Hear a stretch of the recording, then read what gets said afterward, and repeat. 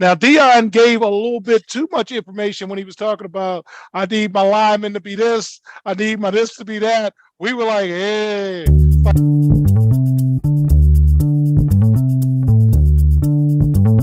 Greetings and salutations, and welcome to the Odd Coaches Podcast. I am your host, Dr. Keith Adams, and with me today is my tag team partner, the Billy Kidman to my Rey Mysterio in the waning days of WCW as the filthy animal, the icon, the showstopper, the main event, and the reason why we are here, Coach Mike Francis. And Coach, I think that's when Ray was without his mask and they were trying to promote him as a heartthrob. But anyway, how you doing, buddy?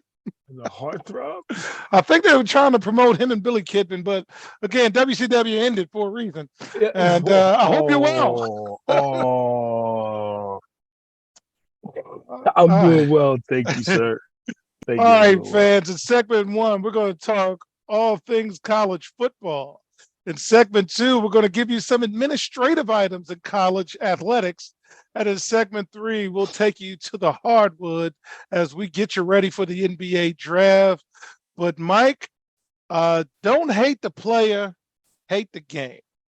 I'm going to give you some quotes from last week and last year from Deion Sanders as he made the change to Colorado. And then we're going to talk about some of this noise we heard about Colorado football. So Deion said upon his arrival in December to Colorado, quote, "Those of you we don't run off, we're going to try to make you quit," quote unquote. There are about a dozen scholarship players remaining from the Colorado's 2022 roster. The scholarship limit for football is 85. And Mike, before I let you share your thoughts on Deion, remember what Lincoln Riley did when he went to USC? He turned over the roster in similar fashion. The transfer portal is 4.5 years old, and the one-time transfer exemption turns 2 in August. Mike, a lot of heat on Deion. What are your initial thoughts on the roster changes after Colorado spring game in which you said them boys look small? The boys look small, man. They don't look like I mean, I've had high school players that were bigger, to be honest with you. And I'm not trying to, I don't want to discredit anyone. I'm not trying to talk bad about anyone, but I just believe that he's going to have to do this in order to make it work. He's going to have to. Them guys are small.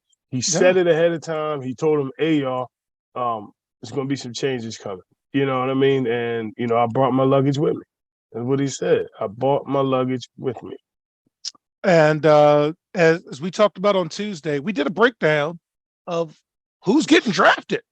And the Pac-12, I believe, was 5th out of Power 5 schools in terms of players actually being drafted to the next level. That's not our fault. That's just SEC and the Big Ten were clearly ahead. And then I think it was the ACC and the Big 12 kind of near each other. And then the Pac-10 was like last. So he said last. Last. Okay. And Colorado was 1-11 last year. Now, I'm not smart, but if I win 3 games and they won 1 last year, I had a better season. So I did my job. So the bar is not that high for Deion in terms of I'm trying to turn a 1-11 program into a contending program. And I think within 2 to 3 years that he will be able to do that based on the roster turnover. But you're going to have roster turnover. And let's talk about the NCAA because they're not going backwards on this portal stuff. They're not going in anywhere near that. The NCAA has a 12-year-old bylaw that essentially allows first-year coaches to cut players as long as the athletes are allowed to keep their scholarships. So that's already on the books. So you don't have to play, but if I can maneuver it, then we're going to do that. And that's what exactly Lincoln Riley did. And Deion is following that. And let's give you a little bit about Colorado academics. Colorado has a good academic reputation. So some of those players may not play, but they'll stay on scholarship, which is fine. An improvement from 1-11 to even 5-7, 4 and whatever would be better. And don't let them get into a bowl game because they're going to come. So yeah, fans who are upset with He said, Dion turning, "Don't look at the yeah, movie." they're gonna come. So this is what we do in all levels of sports, from high school to college. We have the conversation at the end of the season. And if you're a good coach, you're having an honest conversation. And oftentimes in recruiting, Mike's a college recruiter, you are introduced to your replacement prior to being replaced. That's Mhm, why it's called a visit. Hey, mhm. this person's a point guard and they're this, that, and the other, and you keep turning the ball over. So I'm not saying don't come. I didn't say that. I just said he's Skirt, coming. just I just said he's skirt. coming. Yeah, is it?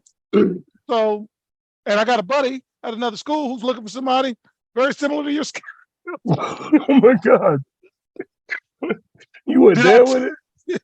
I so got a buddy. That's what you. yeah, and the D1 guys, which we were beneficiaries of. Hey, I got a D2 guy who needs a point guard, and I got a D3 guy who that don't say like it doesn't happen, fans. These are the things that happen. You're just seeing it like out in public for like the first time. Now, Dion gave a little bit too much information when he was talking about I need my lineman to be this, I need my this to be that. We were like, hey, it's like AEW All Access. I really don't need to see y'all behind the curtains, shaking hands after the match But saying, but he the didn't name of lie. the school, the name of the school was Truth. Let's right? Yes or Yes. no? Yes, The, indeed. the, the name of the school was Truth. Dion brings the truth. Like, Yeah. All right. So let's move on. Nebraska. Nebraska quarterback Casey Thompson, who started 10 games for the Huskers. Matt Rule is the new coach there, if I'm not mistaken. yes, After transferring from Texas, is entering the transfer portal again as a graduate transfer. Thompson was very limited during spring practice, but Georgia Tech transfer Jeff Sims has come into Nebraska, and he might probably get more snaps than Casey Thompson. Thompson, who earned his master's degree at Nebraska, will be entering his sixth collegiate season in the fall, and got one more shot at it. So, Mike, any thoughts of how Casey Thompson, one more transfer, he's earned his master's degree. Kudos to you. And he's got one more season. What are you thinking, man? uh, this definitely his last stop, right? I'm so happy he's got his master's, but you've been in college football long enough. I'm just saying, how many more trips can he take? How many more schools can he visit? Man, he's got one more shot at it because he's a grad transfer. So he's got a bachelor's degree and a master's. He has used athletics. Athletics has not used him. Yeah, Note to got it. young people. He got the bag. He got the bag and gets to play one more year. Go ahead, buddy. Go ahead. All right, Notre Dame, man. He said, "Go ahead, buddy. Go ahead." Notre Dame running back Logan Diggs, the team's second leading rusher, is entering the transfer portal. A lot of people leaving Notre Dame, Mike. Diggs had You notice? 821 rushing yards on a team high 165 carries last year, while scoring 4 touchdowns and averaging 5 yards per carry. The junior missed part of spring practice with an injury. In a social media post, that's where we are now, Mike. He called his decision to leave Notre Dame the hardest of his life. Notre Dame returns leading rusher Audric Estime and third leading rusher Chris Tyree. The Irish are also adding Jeremiah Love, the number 5 running back in ESPN's top 100, and the number 93 recruit overall. So maybe that might have something to do with it. I don't know. He is a native of Louisiana, and he picked Notre Dame over LSU out of high school. ESPN rated Logan Diggs a 3-star recruit in 2021. Any thoughts about that, Mike? Because Notre Dame's like losing some people late. But is that a loss based on what's coming in? I don't know.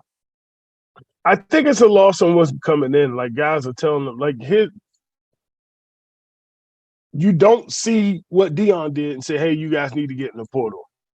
You know what I mean? You don't see that, but typically that's what's happening. Yeah, especially That's right what's after spring going spring practice. I'm thinking you're saying, ooh. They're recruiting over top of these guys. You know what I mean? It's that simple. Speaking of recruiting over the top, Heralded transfer quarterback Tyler Buchner, who left Notre Dame last week, is headed to Alabama. He announced his decision on Twitter last week.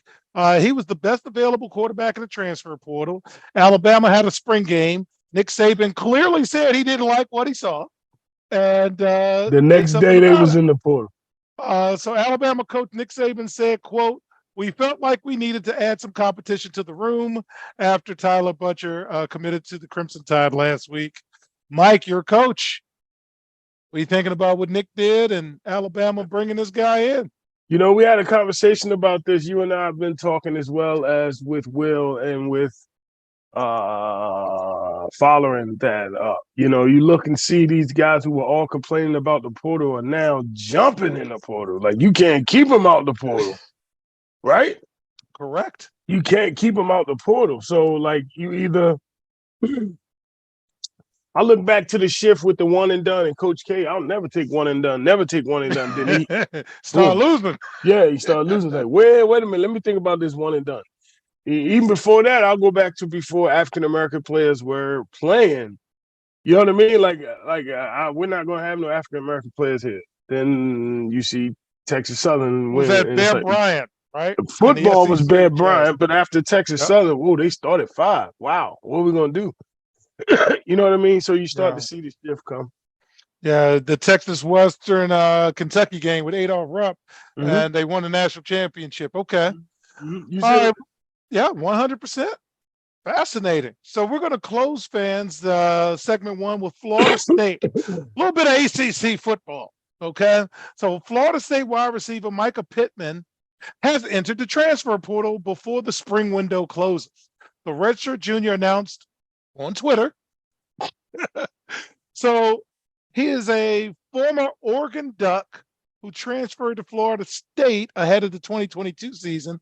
He missed spring practice following a hip surgery, and now he's back in the portal going to his third school. His departure is a big deal because Florida State doesn't have a lot, and he was their top returning wideout. He hauled in 32 catches, 330 yards, and 3 touchdowns. Despite their on-field success, because Florida State had a pretty good year, Mike Norvell's team has not been immune to the transfer portal. Pittman represents the 8th player from Florida State to enter the portal, joining likes like defensive lineman Derek McClendon, who's headed to Colorado under first-year coach Deion Sanders. So let's keep an eye out on that name, Micah Pittman, possibly going to Colorado, maybe. I don't know. But Deion's got a lot of Florida connections. But what do you think about a guy who's getting time and touches, Mike, still leaving the ACC? That's Florida State. He just said, I'm good. What do you think, man? I think it's the trip because of NIL. Excuse me. NIL being the way it is, man. Guys are leaving because they don't see themselves on the chain or the food chain as some of the NIL guys at the school that they're currently at. And not only that, they just might not feel appreciated, or the offense might change. You know, you never know what come in. If I'm a receiver, right, and I go downfield a lot and I'm high catch volume, I'm getting my, 60, 70 catches, which is, 5, 6, 7 catches a game. But now we come in this run RPO oriented. We're going to use a tight end now. My catches are going down to 2 or 3. I don't have the opportunity to score. I don't have a chance to show my ability. So I got to go somewhere that better fits me. See, they couldn't do that in the past. And guys will recruit guys and bring them in and say, all right, man, you're the best quarterback on our board. Then as soon as they get there, well, you ever thought about playing D-back? Like, but see, now, being honest. So now kids come in, oh, I can't play quarterback here. Let me find a school that I can. So it makes them be honest to me. I just think it levels the playing field. And until coaches aren't allowed to leave and start new jobs immediately and make more money, then until that happens, then we shouldn't hold the players to. So. All right. So when we get back, fans, we're going to talk about some administrative issues, keeping you informed as you see these things happening. We'll be right back on the iCoaches Podcast. Why should student athletes use the CKA Save Project academic and athletic consulting services? Over the past 15 to 20 years, colleges, universities, professional sports teams, business organizations, and others have increased their use of consulting services to improve their decision-making processes and results. Over the same time, the athletic and academic landscape has changed for high school and college student athletes as the NCAA has raised initial academic eligibility requirements for student athletes while decreasing the number of transfer restrictions. Former college student athletes have noted that they were academic and athletically unprepared for the rigors of college. Let the CKA SAVE Project's close to 30 years of academic and athletic experience help guide student athletes to increase success as we work to help student athletes achieve the goal of obtaining a college degree. For more information, contact Dr. Keith Adams by email at cka@ckasaveproject.org.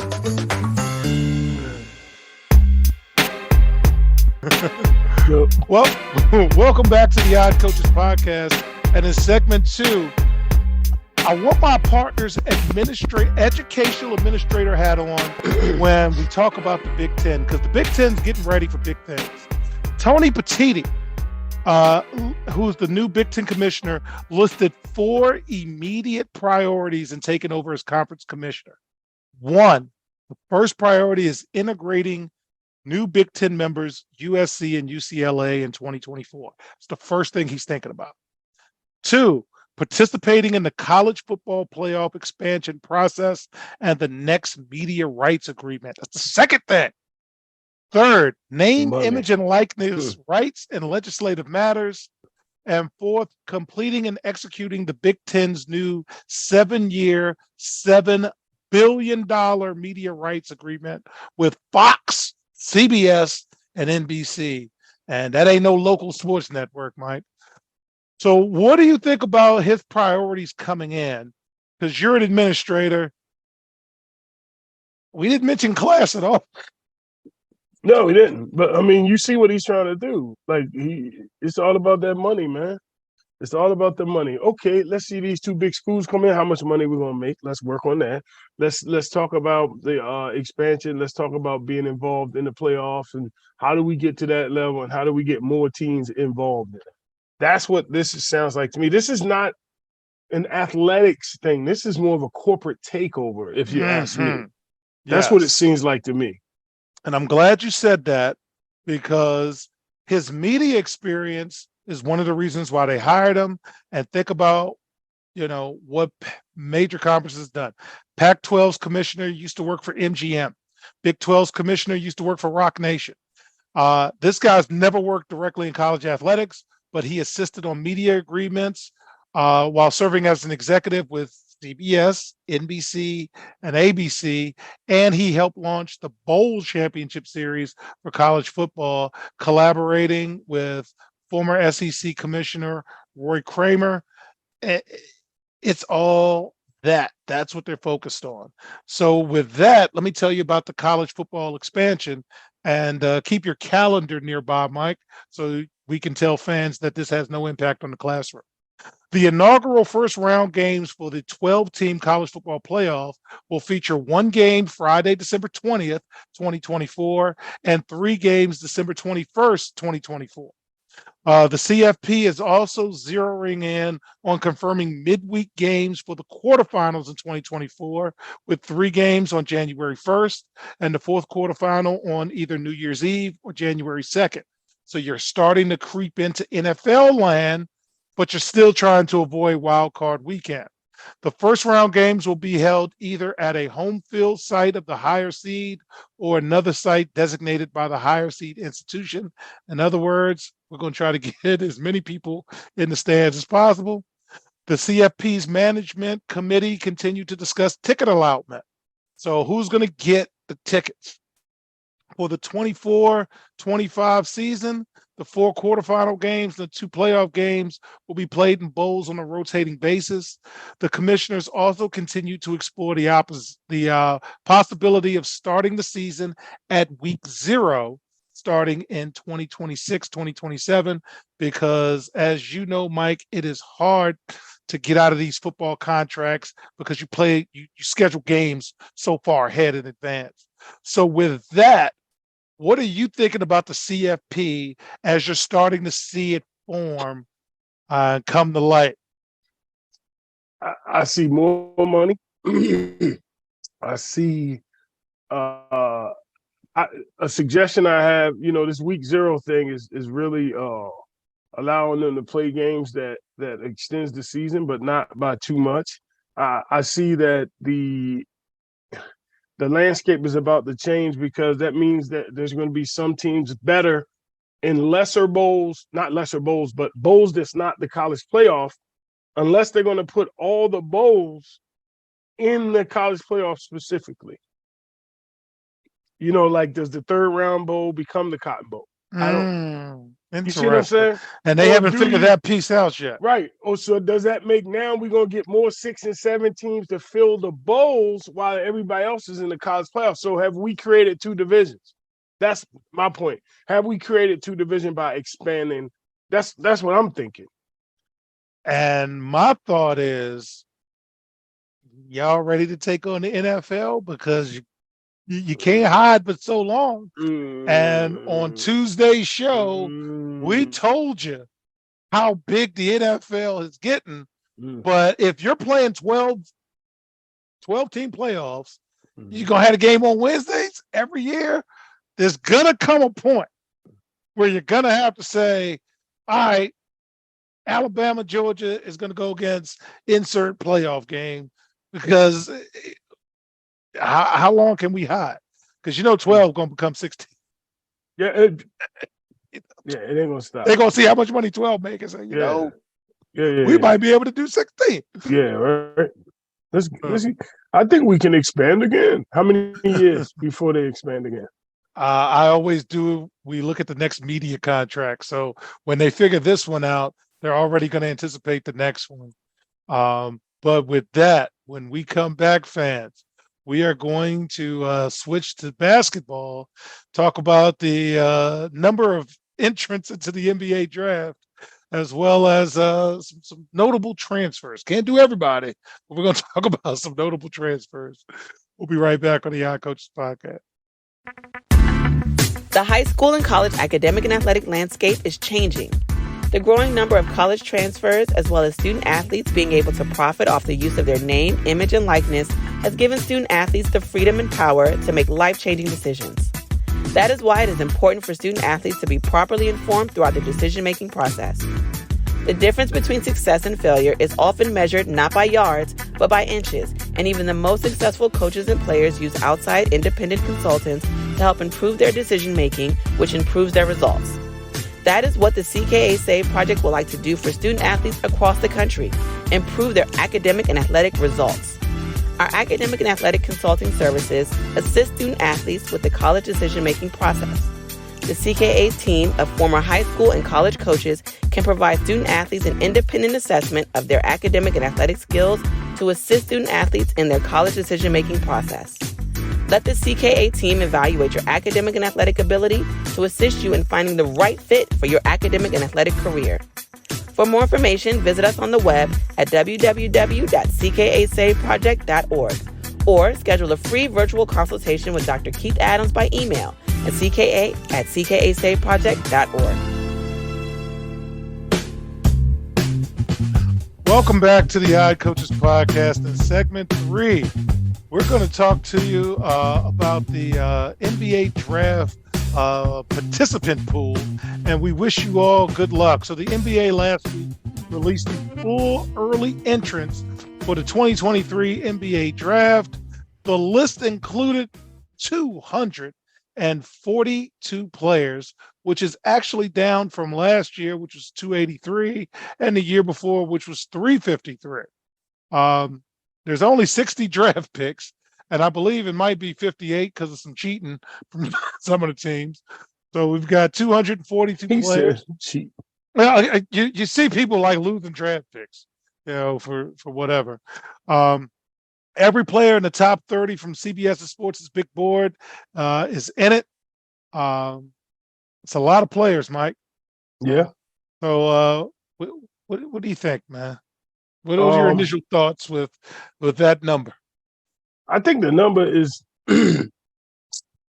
first of all, what caught me is, how do you lose a draft pick? Can we So if you recall, if you You caught me violate with the that one. I'm sorry. CBA, remember some of the teams tried to sign folks early when they couldn't.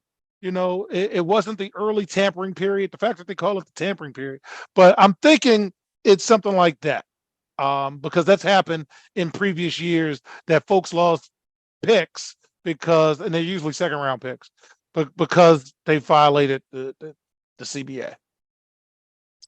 So that's So pretty much people it. talking to people is violating now. Yeah, and But if as we get closer to the draft, we'll clearly see if anybody's lost a pick this year. But in the past, they've lost. Remember years ago, Joe Smith signed a deal that he wasn't supposed to sign yet, and Minnesota lost picks. It's stuff like that okay. where you circumvented, where you cheated when you weren't supposed to cheat, even though you could cheat, but you don't cheat yet. So the number of but the number of but the number of picks, as you Yeah. said, back to your original question, could the NBA expand? Could they do more picks? So remember the NBA draft when we were kids was like 5, 6, 7 rounds. That's what I'm saying. At They one point it stopped was it and because made it 2 rounds, and that's a nice, neat tuck number for television. So you could do the draft one night, and then it's better to be a free agent. They got the G League now, so as we expand and you got the G League and you got those kind of things, you can't expand the draft another round. I don't think they want to, and I don't think it's a part of the next CBA. I don't even think it came up. Because if you got two-way contracts and things like that, that still allows you to develop players. I'm just looking at the development Yeah, phase. and they did do more two-way Because contracts. They did do right. that. So because more kids now, if you ain't one of those first two, you go overseas, you might just give up or your game stops and then and then some guys in those first 2 rounds, once they get drafted, they quit. Like they Yeah. kind of like mentally check out. But if there's someone else behind you, to me, it increases competition for the positions, the visibility, because that means again more good players. If I got two-way contracts, I know where they're at. Like teams should be able to carry a certain amount of two-way contracts anyway to Yeah. fill teams, and then that way you also improve the play of the G League. Yeah, and the G League is growing. You said the cheap I don't league? no the G no problem with the G League. Are we one? I don't know if we're 1-to-1 yet with the G League though in terms of teams. Right. I know we have the Capital City Go-Go, and yeah, I hope we get to be 1-to-1, which means we create more job opportunities. Right. And if the NBA invested, and we talked about this yesterday in terms of the women's piece, expand the WNBA, but we still got to figure out the charter thing. We ain't talk about the money yet. All right, we're going to table that for another show or 2 or 6. But Texas just signed Rodney Terry to a contract. Okay, here's the things that I was worried about for Rodney. I said I'm happy he got the job. Ron Holland, the number 2 men's basketball recruit in the 2023 class, announced last week that he's decommitting for Texas and he's reopening his recruitment. He committed to Texas in early November. He chose the Longhorns after visiting Arkansas and UCLA. Didn't Chris Beard just get the Ole Miss job? Just I didn't say that's where he's going, but I think Chris Beard got the Ole Miss job, and that's the SEC. He's a 6'8" forward from Texas. He rose up the rankings. Terry and the Longhorns has now lost both 2023 commitments, with top 50 recruit A.J. Johnson announcing that he's going to go to the NBL in Australia. And they reloaded with the addition of some transfers. Max Abrams from Oral Roberts, Caden Shedrick from Virginia, but you can't be losing those kind of guys. Those are impact type players. What are you thinking about that, man? Yeah, that's too much loss. That's too much loss, if you ask me. I agree with you as far as losing impact guys. Like you can't. At some point, it's going to come back to bite you, and you got to ask why. Oh. Why? Now that's the pause because this is the new way of doing business. I don't like. So it is what it is. So now we're gonna go to Penn. Gonna go to the I- Ivy League, man. Gonna go to the Ivy. So the Ivies do things differently anyway. But Penn's Jordan Dingle told ESPN that he's entering the transfer portal. He told him that last week, and he's good. He's 6'3" junior, averaged 23 a game, second leading scorer in college basketball, one Ivy League Player of the Year. Mhm. He is currently testing the draft waters while maintaining his college eligibility. Invitations for NBA Draft Combine and the G League Elite Camp will be sent out sometime this week. So hopefully there's a follow up with that. But they play good ball in the Ivy League Player of the Year. What do you think about his move? I think it's a smart move. Again, second not day, but you also saw one of the receivers from uh, from the Ivy League schools got drafted last night. Like Yes, yes. I never thought I'd see an Ivy League receiver drafted, but you did. But this kid really, I wonder if he's related to Dana Dingle. I do not. I do not know. I wonder if he's related to Dana Dingle. But I think it's a good move for him, especially if he's able to score and he can compete and he wants to be at that level. He Yeah. should receive an invite. I haven't really seen him play like extensively, but it sounds like he's using the portal to help himself. But then again, may even enter the NBA draft. Yeah. And one of the things I do like is a college player can get an eval. Yes, and then go And back to school. based on the data, dummies, make a decision. Because there's a lot of guys in the pool that we've already graded you 100, and they ain't but 60 picks. So right there, we're telling you, sophomore, that this is in terms of this. Now, again, if you want to go, go. Nobody's ever going to get in your way and trust your judgment or what have you. But I like the fact that he's going to get a grade. He's going to get some things to work on, more likely than not. And then he's going to find a school that kind of fits whatever the recommendation was. And then he can move forward with that because it's competitive and it's razor thin. And it's one of the things CKA provides high school players in terms of you work with our services. We cost $200 a year. We assist you academically. We assist you athletically. We have great people on our staff, multiple sports, my colleague including. Take a look at your film. Let's cross-reference it and say, okay, based on what we have, here's what we recommend. But you keep listening to Uncle Tony, who played 30 years ago, and said, I got my cousin. Anyway, we're going to close. Don't get me started. This makes me mad because it just makes me mad that it's a business. Athletics is a business, and kids are often making decisions that are uninformed. So when you hear about the Nebraska guy who's used this to get a master's degree and he's still got a year left, and then you got these other guys who have taken 100 level classes, so they got no credits, they're transferring here, there, and yonder, and then their eligibility's up and they have nothing left to kind of show for it. So it's the educator in us saying, man, get all what you want, but make sure you get a degree, because that degree is going to last you longer than any of this stuff. But, that's what. All right. I have a 90% college graduation rate with people we work with. And you see the products on a regular basis of, the old man might know something. A little bit. Same on your end. Same on a little bit. Finally, this story gave me pause that I wanted to share with my partner as we close out this week. Miami of Ohio's women's basketball coach, De'Una Hendricks, resigned last week after 4 seasons as head coach. This happened just a week after the school reportedly became aware of Hendricks sending a series of, quote, intimate text messages to an unnamed player, Mike. According to The Athletic, there were over 180 text messages in an 11-day period, or more than 30 of them were, quote, intimate in nature, including Hendricks telling the players such things as, I love you, you're my baby. And one of the messages Hendricks told the player, I can't wait to squeeze you. The player was also professing her love for Hendricks. So the Miami, Ohio athletic director, reportedly became aware of the text messages, and Hendricks was suspended. And now Hendricks has resigned. And according to the Title IX coordinator,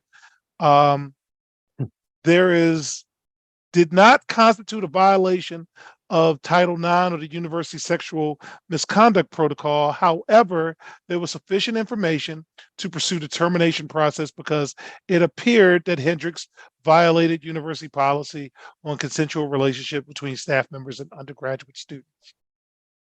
Mike, what are we doing? If he, It's a she. like, if she, but unfortunately, we're starting to see more and more of these type of things going on, especially of this nature, because I can't send. How do you send messages? How do you get to? How does it get that far? See, that's where we went. Yeah, We went there I'm trying to immediately say it as school people. How did we get from here to there? I'm trying to say it as I don't know, as politically correct and polite as possible without, accusing or unaccused. Like, I don't want to At the end of the day, you allegedly are a boss. She is a subordinate, and that line can't ever be crossed. Yeah, and then the university policy says it. But Yeah. All right. Well, fans, it has been a long week. So on behalf of my tag team partner, Coach Mike Francis, I'm Dr. Keith Adams saying thank you for listening and or watching the Odd Coaches podcast. And we'll see you on the sidelines. Till next time, take care. Why should student athletes use the CKA SAVE Project academic and athletic consulting services? Over the past 15 to 20 years, colleges, universities, professional sports teams, business organizations, and others have increased their use of consulting services to improve their decision-making processes and results. Over the same time, the athletic and academic landscape has changed for high school and college student athletes as the NCAA has raised initial academic eligibility requirements for student athletes while decreasing the number of transfer restrictions. Former college student athletes have noted that they were academic and athletically unprepared for the rigors of college. Let the CKA SAVE Project's close to 30 years of academic and athletic experience help guide student athletes to increase success as we work to help student athletes achieve the goal of obtaining a college degree. For more information, contact Dr. Keith Adams by email at cka@ckasaveproject.org.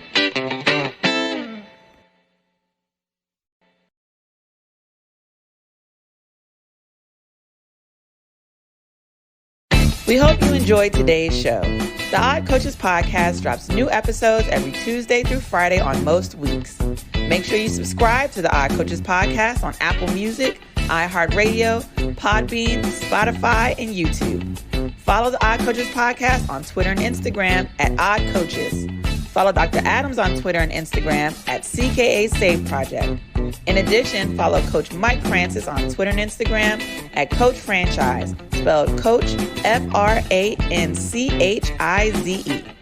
For more information about the CKA SAVE Project, please visit them on the web at www.ckasaveproject.org. See you next time on the Odd Coaches Podcast.